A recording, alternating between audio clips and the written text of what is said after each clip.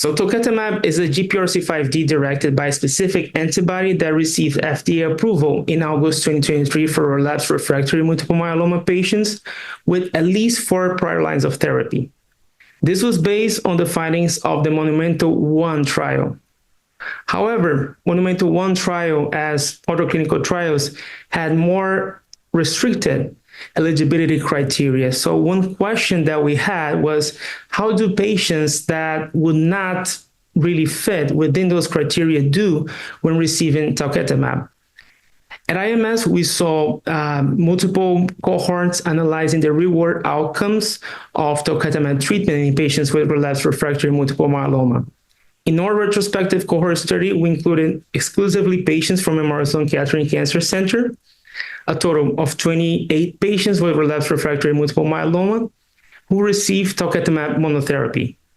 These patients had a median of 7 prior lines of therapy in high rates of adverse features, such as high-risk cytogenetics, extramedullary disease, prior BCMA therapy.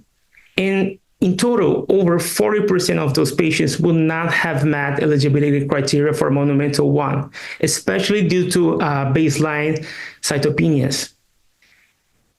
In our study, the rates of CRS or ICANS were comparable to what was observed in the Monumental-1 study, and we still observe a high rate of skin rashes, nail changes, persistent oral toxicity symptoms like dry mouth and taste changes.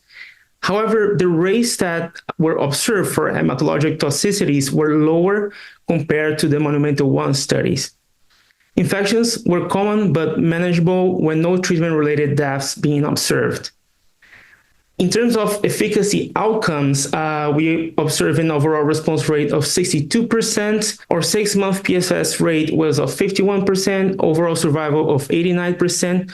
All of those findings showed that despite the substantial rate of dermatologic and oral side effects, as well as weight loss, no major life-threatening events were observed, and that Talquetamab remains a valuable option for relapsed refractory multiple myeloma patients, including patients with challenging diseases profiles in which it would be important to target another antigen. That including patients that were previously exposed to BCMA-directed bispecific antibodies and BCMA-directed CAR T-cell therapy.